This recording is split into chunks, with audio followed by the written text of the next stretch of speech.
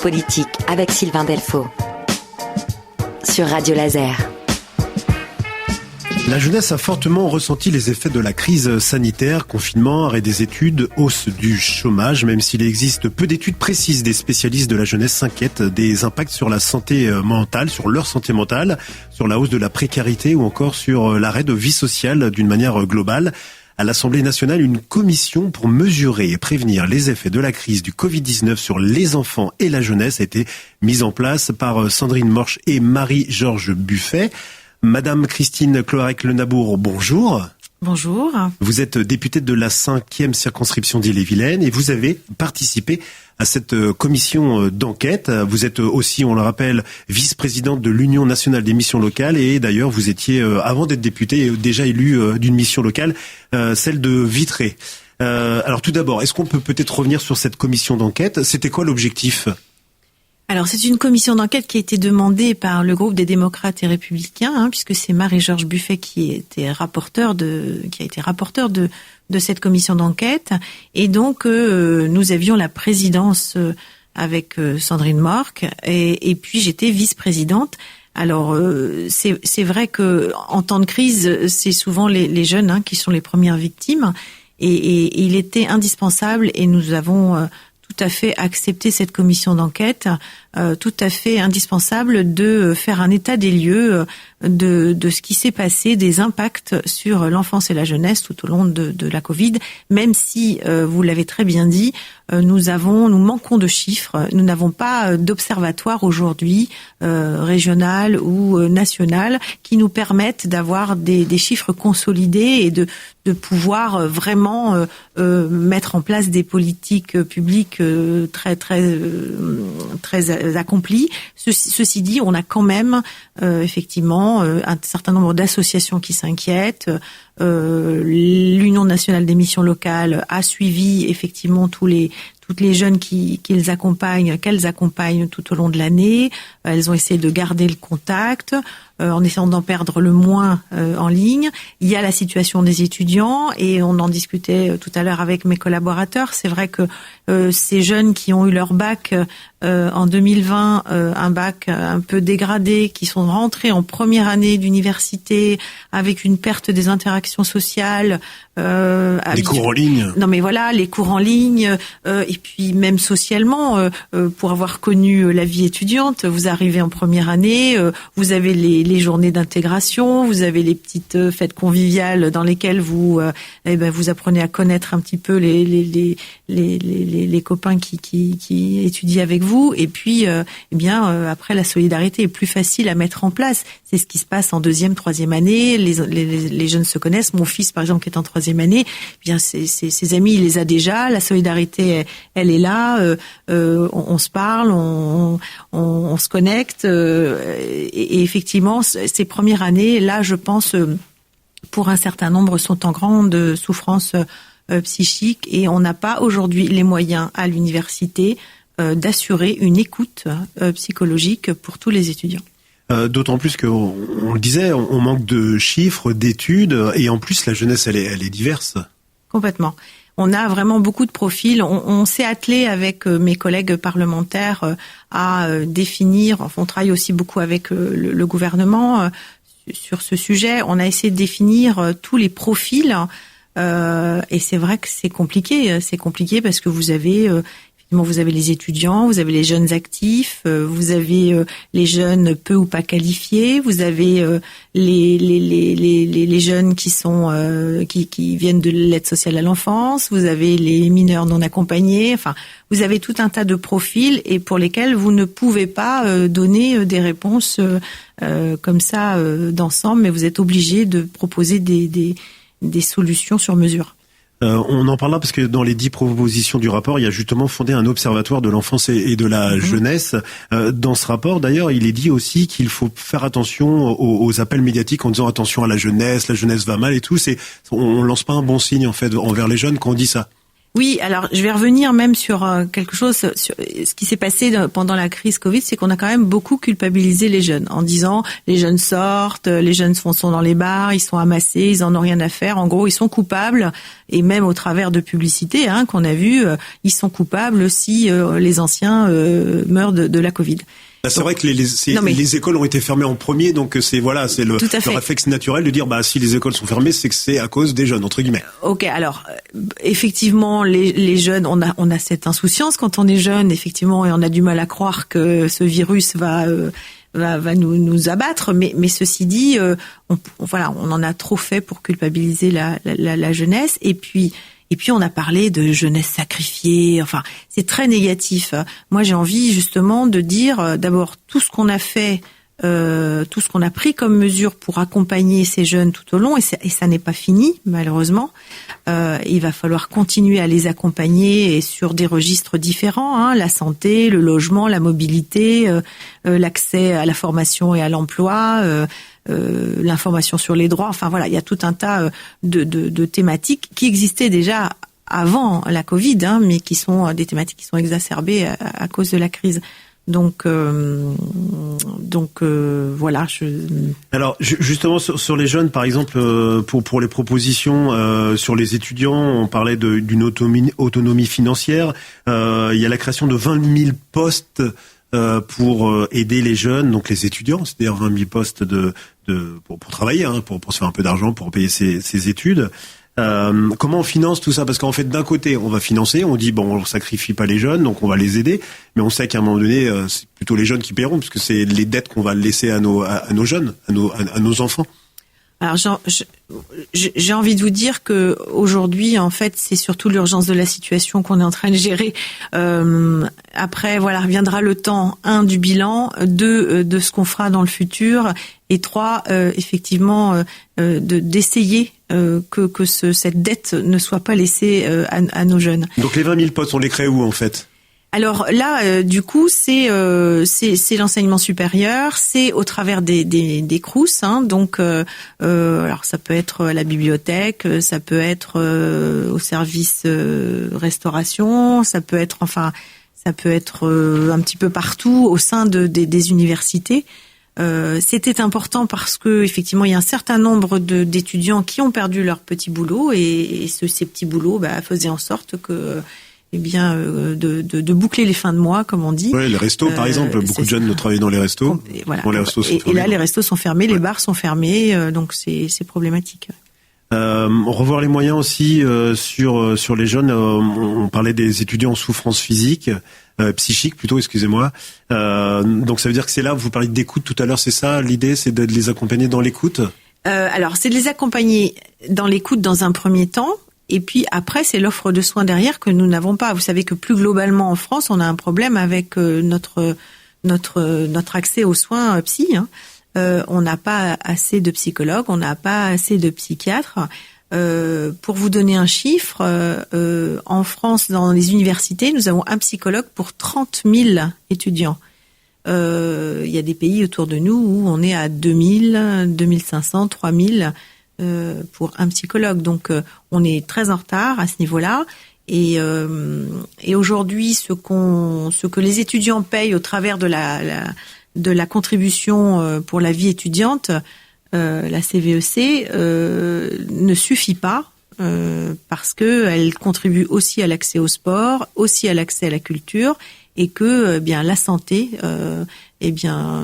devrait certainement être un budget à part, et pour pouvoir à la fois écouter. Alors il y a j'ai rencontré une association d'ailleurs qui a été auditionnée dans le cadre de la commission d'enquête, une association qui s'appelle Nightline, qui est une association d'étudiants pour les étudiants et qui œuvre pour justement être à l'écoute de ces jeunes en souffrance psychique. Et donc ils sont installés depuis peu chez nous, et ils voient qu'effectivement ça progresse, ils ont de plus en plus d'appels. Donc il y a un vrai besoin, et je pense que c'est ce genre d'association. Quand on parle de revoir les moyens, c'est-à-dire que on va pas créer des postes de psy par exemple tout de suite là, parce que je pense que ça manque aussi de candidats de docteurs. Enfin, vous avez tout dit, mais si déjà on pouvait faire de la prévention, et la première des préventions, c'est d'offrir ce temps d'écoute à ceux qui en ont besoin. Donc avec des associations, par exemple, c'est ce que vous disiez. Là, en plus, c'est une association, c'est les pères qui vous écoutent. C'est déjà peut-être plus facile dans la relation à l'autre. On rappelle que nous sommes avec Christine Cloarec-Lenabour, députée de la 5e circonscription d'Ille-et-Vilaine, et on parle du rapport donc sur les effets de la crise du Covid-19 sur les enfants et la jeunesse, donc qui a été mis en place par l'Assemblée nationale.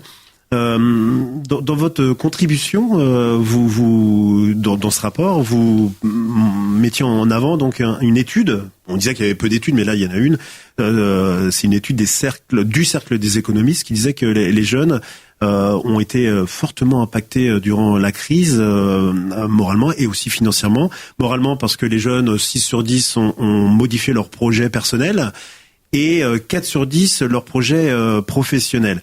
Alors on va axer là dans un premier temps peut-être sur le projet professionnel, c'est-à-dire l'emploi. Et donc on disait vous êtes aujourd'hui vice-présidente de l'Union nationale des missions locales. Vous avez une expérience aussi d'élu de terrain de missions locales avec la mission locale de Vitré. Donc l'emploi ça reste très important. Donc il y a eu le lancement d'une plateforme, un jeune, une solution. C'est pour trouver des places que ce soit d'apprentissage ou autre par jeune. Ça fonctionne aujourd'hui? Elle a été lancée cette plateforme? Elle a été lancée, elle marche plutôt bien. Ceci dit, il faut la faire vivre. C'est comme toute plateforme, il faut la faire vivre. Si vous ne la faites pas vivre, eh bien, elle s'arrête très très facilement. Donc, il faut la faire connaître. Et donc, tout l'objectif, tout l'enjeu, c'est que cette plateforme puisse être à destination des jeunes, mais aussi des entreprises et des acteurs qui accompagnent les jeunes vers la formation et l'emploi.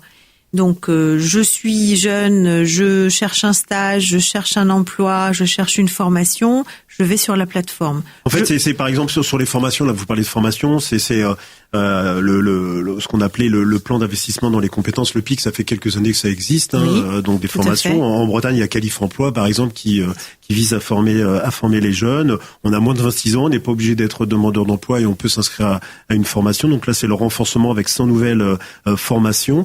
Il y a aussi des aides financières, c'est ça, directement pour les jeunes, pour les entreprises? Tout à fait. Donc c'était dans le plan jeune, le plan Un jeune, une solution. D'ailleurs, ces aides à l'embauche, ces incitations qui ont permis à des entreprises de se mobiliser davantage pour l'embauche des jeunes, a marché. Aujourd'hui, on a quand même des résultats hyper positifs sur le sujet de l'apprentissage, puisque on a battu en fait les records de 2019. Nous avons aujourd'hui 420 000 contrats signés en apprentissage. C'est hallucinant quand on sait que dans quelle période on est. Donc ça fait des années qu'on disait que c'était mieux que... C'est ça. Alors vous allez me dire, oui, mais il y a des aides, peut-être, mais du coup, ça va peut-être permettre aussi de relancer encore l'apprentissage qui reste une voie d'excellence. On sait qu'un jeune qui passe par l'apprentissage ou par l'alternance, eh bien, a de meilleures... une plus grande facilité, à trouver un emploi derrière. Ou à rester dans l'entreprise d'ailleurs. Ou rester dans l'entreprise. Tout à fait. Alors je vais vous taquiner un petit peu. C'est un peu le retour quand même des emplois aidés quelque part que le premier gouvernement d'Emmanuel Macron avait supprimé. Alors, il y a le remploi des emplois francs, des aides pour les entreprises. Alors oui, ce que je disais tout à l'heure, nous sommes quand même dans une situation de crise sanitaire, économique et sociale, et on a dû effectivement réactiver certaines choses. Alors, on n'a pas supprimé les contrats aidés, d'accord ? On a simplement fait un petit peu de ménage parce que pour être dans ce secteur depuis très longtemps, on s'apercevait que on faisait signer des contrats aidés plus pour la structure que pour la personne qui était en insertion. Donc, il a fallu quand même rabattre un peu les cartes et dire qu'un contrat aidé, c'est avant tout pour aider le jeune, à s'insérer plus facilement dans un emploi. Donc, c'est très bien que ce soit réactivé. On a les fameux PEC, et puis les PEC, c'est dans le secteur non marchand. Dans les associations. Dans les associations, par exemple. Et puis, on a les CIE qui sont dans le secteur marchand. Et là, c'est pareil. Donc, ça n'existait plus. On les a réactivés. Alors, dans le volet un plan, une solution pour un jeune. Il y a trois points. Il y a faciliter l'entrée dans la vie professionnelle. Il y a orienter et former 200 000 jeunes vers les secteurs et métiers d'avenir et accompagner plus particulièrement les jeunes éloignés de l'emploi en construisant 300 000 parcours d'insertion sur mesure. Donc là, voilà, il y a les PEC, par exemple, c'est là-dedans. Mais moi, j'ai vu dans faciliter l'entrée dans la vie professionnelle un dispositif. Donc, c'est mettre en place plus de missions de service civique. Alors, pendant un moment, avant l'arrivée d'Emmanuel Macron, le service civique n'était pas vraiment. Il fallait plus que le service civique soit en relation avec le monde professionnel. Maintenant, on redirige les services civiques vers l'emploi. C'est ça ? Non, L'idée, c'est que ça soit une première expérience ? C'est une première mission, effectivement, mais ça ne doit pas remplacer un emploi. Vous savez bien que ça a été à un moment donné dévoyé. Quand Martin Hirsch a lancé les services civiques, c'était d'abord déjà pour une catégorie de jeunes éloignés de l'emploi. Ça a été un petit peu dévoyé. On a plutôt pris des jeunes qui étaient en études, ou enfin en tout cas qui étaient en fin d'études, qui étaient diplômés. Et puis c'est pareil, il y a des structures qui en ont un petit peu profité et qui ont pris des services civiques comme ils auraient pris quelqu'un en CDD. Donc là, l'idée, c'est que c'est toujours pareil, c'est de se centrer sur le jeune et sur son insertion professionnelle. Mais comment on fait ? Parce que les conditions en fait n'ont pas changé quelque part. En fait, on peut prendre un jeune qui est surdiplômé en service civique. Oui, là c'est toujours pareil. C'est un engagement des entreprises et des structures. Et c'est une question de responsabilité par rapport à notre jeunesse. Qu'est-ce qu'on veut ? On veut protéger l'avenir de nos jeunes. Si on veut protéger l'avenir de nos jeunes, alors on prend part à ces facilités d'insertion, on prend part à ces parcours de jeunes et on leur propose des missions qui vont les faire grandir, qui vont leur donner une première expérience de travail pour après. Alors dans les 10 propositions justement de ce rapport, alors je ne sais pas si elles ont toutes été mises en place, vous allez me dire, mais en tout cas il y a une proposition autour des services civiques, c'est proposer plus de missions de services civiques JAD. Juste à la fin du rapport. Alors, vous parlez du rapport de Marie-Georges Buffet. Alors ce qu'il faut que je vous dise quand même précisément, c'est que ce rapport, nous avons voté sa publication, d'accord ? Mais nous ne sommes pas forcément d'accord avec toutes les propositions. D'accord. Donc voilà. Donc là, vous n'êtes pas d'accord avec le JAD. C'est-à-dire que. Alors le JAD, c'est les jeunes ambassadeurs des droits. Oui, alors c'est pas une mauvaise idée. C'est pas une mauvaise idée. J'ai pas dit que j'étais pas d'accord ou d'accord, parce que il y a quand même 75 propositions. Alors il y en a 10. Ouais, voilà, c'est les 10 qui ont été mises en valeur à la fin du dossier. Ceci dit, on converge assez avec les propositions de ce rapport. Il y en a quelques-unes sur lesquelles nous avons des divergences, mais oui, pourquoi pas. On parle souvent de la formation par les pairs. Et il y a un réel problème en France d'information sur les droits et d'accès aux droits. Je peux vous en parler puisque j'ai eu un rapport confié par le Premier ministre en 2018 qui a alimenté la stratégie de prévention et de lutte contre la pauvreté, où j'ai travaillé sur la lutte contre le non-recours aux droits. Ah oui, je l'ai lu ça. Effectivement, j'ai lu pas mal de choses. C'est assez les chiffres. Il y a un tiers des jeunes qui ne savent pas même qu'ils ont des droits. Et ils ne bénéficient pas de ces droits, complètement. C'est ça ? Donc plus généralement pour la population entière, on a un problème d'information et d'accès aux droits, et on a plus particulièrement... C'est ça, 23%, j'étais un peu... mais 23% des jeunes déclarent ne pas bénéficier de dispositifs d'allocation, d'aide et compagnie auxquels ils auraient eu le droit. C'est ça. Et pourtant, il y a des tas de dispositifs qui existent, autant pour les étudiants que pour ceux qui sont peu ou pas qualifiés. Alors, comment on fait pour qu'il y ait une meilleure information ? Il faut que... qu'on rende ça plus lisible. Alors, vous savez peut-être que... C'est ça, vous proposez de développer un portail unique, c'est ça ? C'est ça l'idée ? Alors, il y a la boussole des droits, je ne sais pas si ça vous parle. Là, c'est une proposition sur le portail unique, mais c'est toujours pareil. Vous créez des portails, c'est très bien de créer des portails, mais si vous ne l'alimentez pas, si vous ne le faites pas vivre et si vous ne le faites pas connaître, que vous ne mobilisez pas tous les acteurs pour que cette plateforme ou ce portail soit, utilisé, ça va servir à rien. Donc, moi, je pense qu'effectivement, il faut activer le plus de leviers possible Pour la population entière, vous savez qu'on met en place et on labellise de plus en plus les maisons France Service. Je pense que c'est un vrai outil sur les territoires pour l'accès aux droits, pour l'information sur les droits. Et en parallèle, je pense qu'on a 2 réseaux aujourd'hui qui sont identifiés par les jeunes. C'est les missions locales et les points information jeunesse. Passons par ces 2 réseaux pour informer ce qu'elles font déjà, mais essayons de trouver aussi d'autres leviers, puisque ça ne suffit pas, on a toujours beaucoup trop de non-recours aux droits. Alors si vous souhaitez, on va parler de la garantie jeune alors, puisque oui. vous connaissez ce dispositif qui existe depuis pas mal d'années maintenant. Donc est-ce que vous pouvez peut-être nous le présenter en quelques mots? C'est l'accompagnement de jeunes Alors la garantie jeune, c'est le dispositif renforcé qui est à l'intérieur du PACEA. Le PACEA, c'est le parcours d'accompagnement contractualisé pour l'autonomie et l'emploi. Pour l'emploi et l'autonomie, pardon, j'ai inversé. Quand un jeune est accueilli aujourd'hui en mission locale, il signe ou pas, c'est un acte volontaire, il s'engage dans un contrat qui est donc le PACEA, et on va, en fonction de ses besoins et de sa volonté aussi, on va l'engager dans ce parcours intensif. C'est vraiment des jeunes très éloignés de l'emploi. Non, donc, pas forcément. Pas forcément, justement. Et c'est un collectif de 6 semaines qui permet l'émulation, qui permet de travailler sur les potentialités, sur de les préparer à des entretiens, de travailler sur le projet, etc. Ça se fait en collectif. Et le collectif a montré qu'on stigmatisait moins le jeune et que le jeune se disait après tout, je suis pas le seul en fait à avoir cette problématique d'insertion. Donc il y a de vrais résultats, de très bons résultats de sorties positives. Alors les sorties positives, elles peuvent être en emploi, mais elles peuvent être aussi en formation. En rentrée en formation, c'est ça. En apprentissage, mais ça peut être aussi un retour en formation initiale, puisque c'est aussi ça.